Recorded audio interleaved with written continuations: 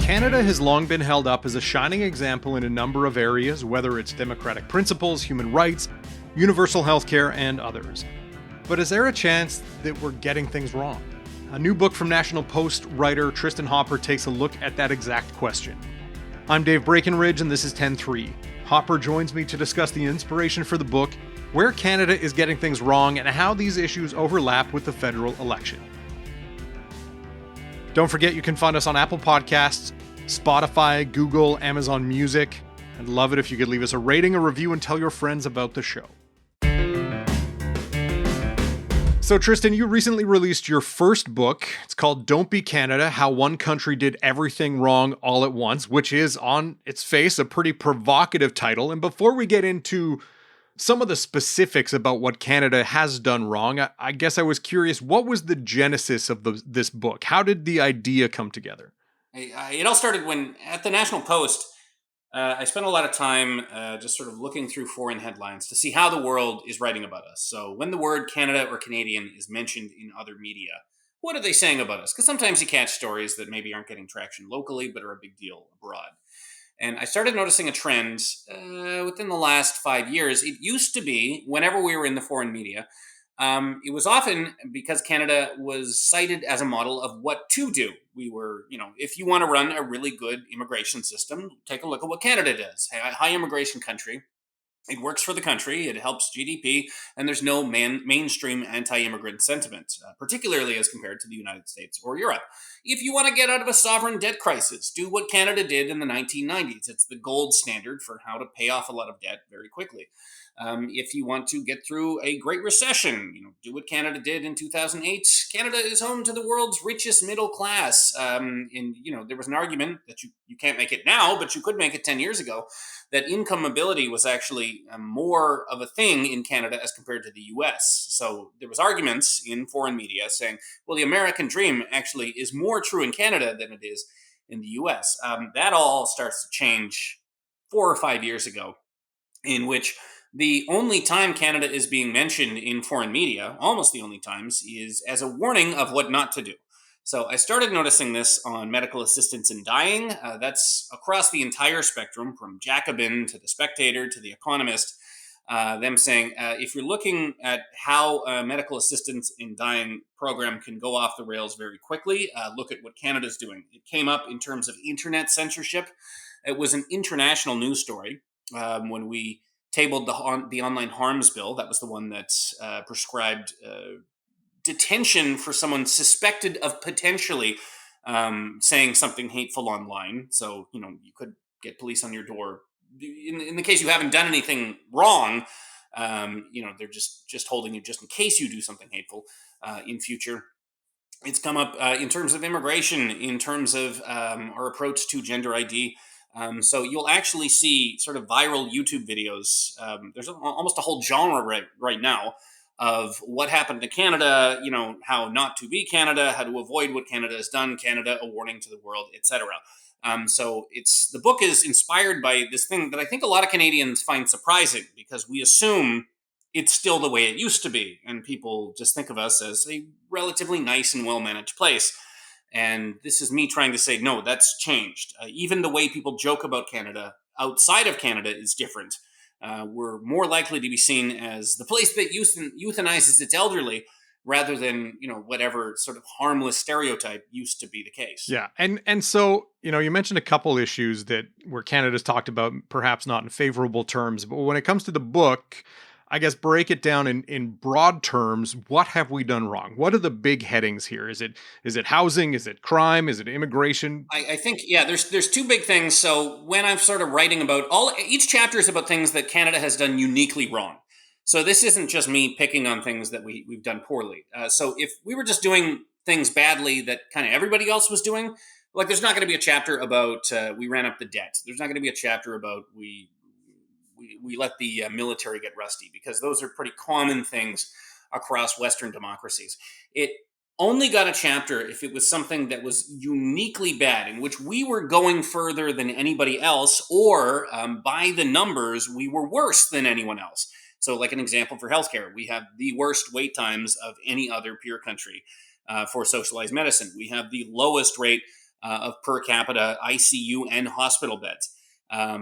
So there's 8 chapters that qualify for that. As to what we've done, I would say one through line that runs through all of this is this national conceit that these things couldn't happen in Canada. It's just more than any other country I can think of. Canadians cannot accept that they live in a place that could have corruption, that could have bad ideas, that could do something poorly. So we keep running in this book. You'll keep running into things that are shocking to read, and you'll wonder why you've never heard about them. And the argument I make is, if you lived in a normal country, you probably would have heard about them. But I think because we lived for so long in a rich, prosperous country that was relatively well managed, we just got used to that being the case. As a result, when bad ideas came, we had zero defenses against them. So when you're looking at sort of how Canada became home to the highest fatal overdose rate in the entire world,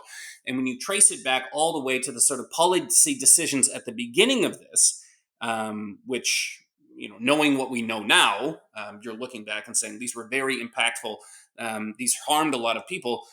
Most of those policies came in with almost no controversy. So whether you're looking at the Supreme Court decision, which initiated our MAID regime, if you're looking at some of the policy changes that led to current disorder in healthcare or whatever, often at the time, it's notable in that there's no imagination as to how something could go off the rails, how there could be unintended consequences.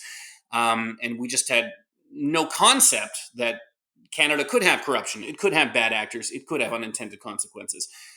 So we just went whole hog with these ideas. We assumed everybody had their best interests at heart.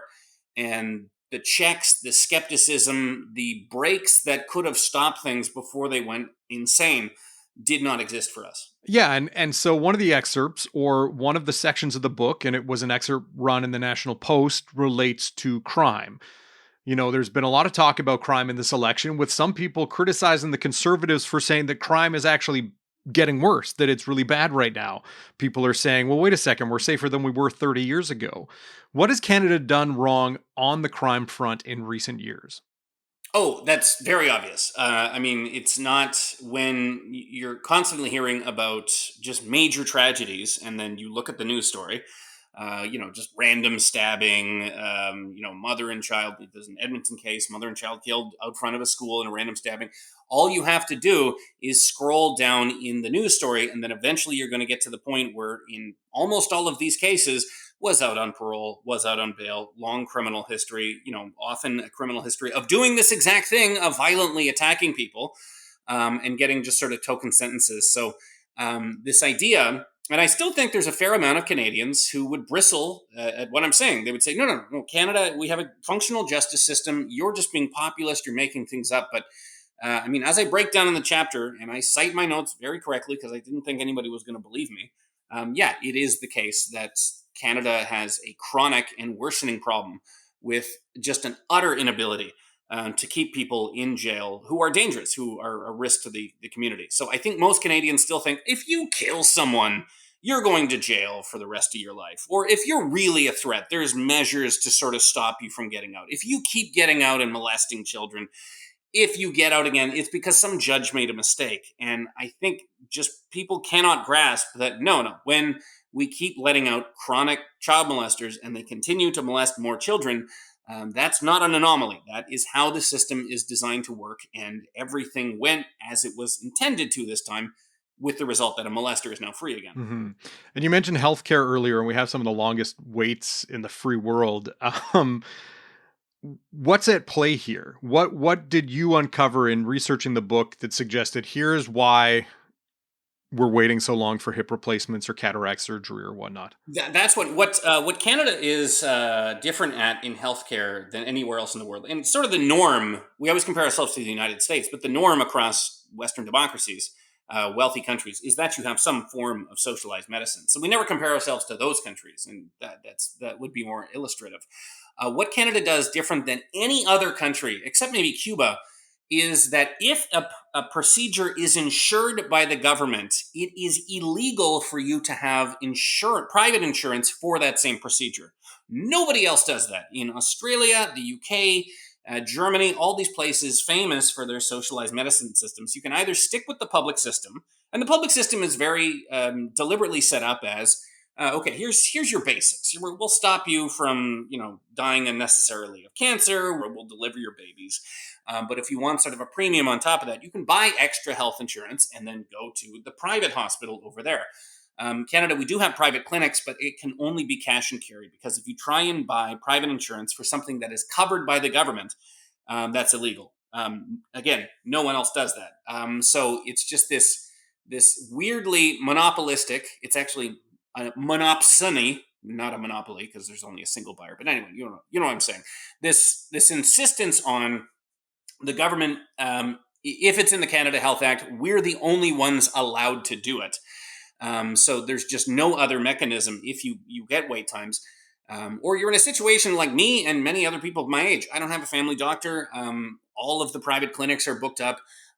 If I wake up and I find a lump somewhere, all I can do is go to an emergency room, wait for 3 days or whatever, and hope they can see me, and go from there. So there's no way out of that.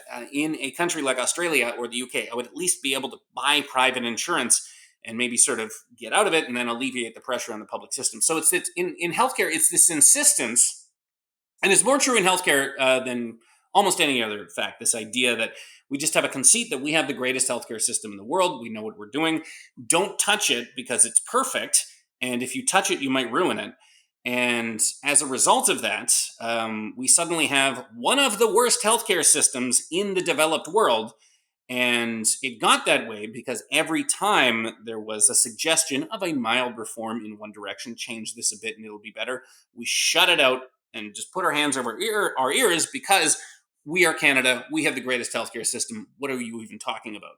And that hasn't been true for a while. Even on the one metric that we could at least take pride in, the idea that, well, we're not great, but at least at least we're not the Americans where you have people dying because they don't have insurance. In the book, if you actually look at the number of Americans who die because they don't have health insurance, and compare it to the number of Canadians who die on a wait list. So the cause of death is the same. It's people who are unable to access medical care. For one, in the US case, it's because they don't have the money for it. In the Canadian case, it's because there's a healthcare shortage.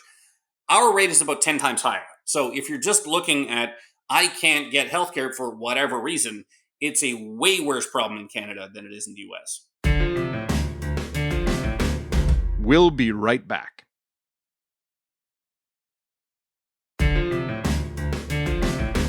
Were there any issues that surprised you when, even for someone who follows these kind of categories in which Canada might be falling behind the rest of the developed world or the Western world?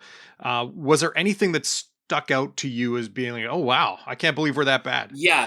Probably the most shocking chapter. And maybe it wouldn't be for other people, but for me, it was the identity politics chapter.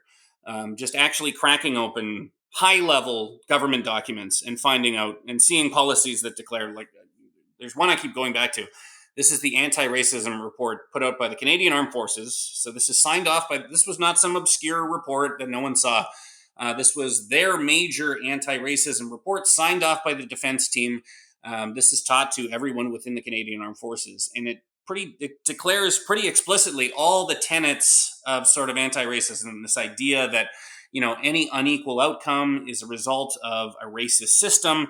The entire Canadian institutional and government system is secretly racist because the outcomes for different racial groups aren't exactly the same. So even if there isn't overt racism, just the mere fact that there are different outcomes showed that it's an oppressive system. And the only way to get around this is we have to give special treatment to marginalized communities. So just a complete inversion of what the Canadian story has been for the past 50 years, which is treat people like individuals, get rid of overt racism, and then everybody can excel within the system. And then one of the lines that stood out was, it says, racism is the system in Canada. Just straight up declaring in a Canadian Armed Forces document that Canada is, the worst thing we can think of, racist, just to declare that the country is racist. Now you're talking to people you're then sending to Latvia, to take a Russian bullet to defend NATO's frontier. So soldiers of all people are being told that Canada is a horrible racist genocide state that would probably be better off dead. And then you're asking people to defend that. So it's that kind of language is all over the federal government, all over universities, all over municipal governments. But I think at the end of the day, I thought the military is practical. They're not going to go whole hog on this. And they almost went harder than anybody else. So, looking at some of these issues, and we're in the midst of an election campaign right now, do you see any of it at all playing out in this campaign? Are there parties cognizant of these problems? Do you feel any of them are going to be addressed by any of the parties? A lot of them aren't coming up. They're sort of coming up. There are no conservative ads showing. We have no shortage of videos of just violent home invasions, random stabbings in the street. There's no conservative ad saying like this needs to stop. There's no conservative ad. I don't think healthcare's come up at all. They're not saying, oh, this is exponentially worse than it's ever been with healthcare. This needs to stop. This needs to be fixed. So some of what's in this book is being kind of touched on, but not to the extent you would expect. I mean, when you get to the end of this book, whether you're, left wing or right wing, there's going to be a lot of stuff in here that you're probably not aware of. And I think most people come to the end and think, why isn't this being discussed more? This seems to be a major problem.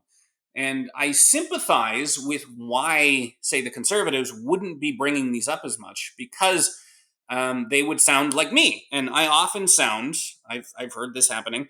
People ask me what I'm writing a book about, and I'll describe some element of a chapter, and they'll think I'm making it up because it sounds so crazy. And it is crazy, and it's happened so quickly in an otherwise functional country that a lot of times Canadians have trouble getting their head around this. So if you had, say, a conservative candidate try to make an issue out of gender identity policies in schools, and most Canadian school boards, the rule is if a child as young as 6 says they feel uncomfortable in their body and they want to go by another gender, the rule is teachers, psychologists, they're not allowed to talk to the 6-year-old and say, well, maybe there's other reasons why that's happening. I mean, maybe you're just jealous of your brothers. That's why you want to be a boy or anything. If you did that, you could lose your job. The policy is you have to immediately affirm their new gender identity and, treat them as if they are, their new gender. And that gender could change from day to day. It could even be a non-binary gender or a gender they've made up. And on request from the student, you can conceal that from their parents. So me saying it right now, that sounds really crazy that, in Canada, and these parents exist. They find out that, my teacher has been treating my autistic kid using a different name and pronouns, and then have not told me. So this has been going on for 3 years. I wish they had told me. We could have, had a discussion about this.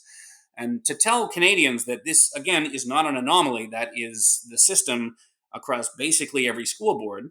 Again, I sound very crazy over the past 45 seconds just laying it out like that. That is the law. The endnotes are in my book. And I sympathize with a conservative who wouldn't want to bring it up because they're going to sound crazy and sound extreme.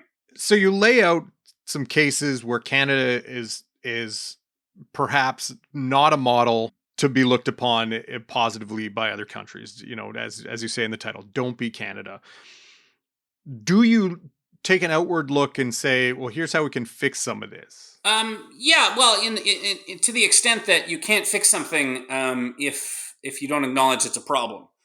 We've seen that in housing. The housing debate over the past few years, maybe it's starting to turn around, but there's a surprising number of people in Canada who they're homeowners. They bought when houses were affordable and are committed to the idea that it's not a problem, that if young people just work hard like they did in 1982, they can get a house. And, you can present any number of charts to show, no, here's what your average income was in 1982. Here's what a house cost.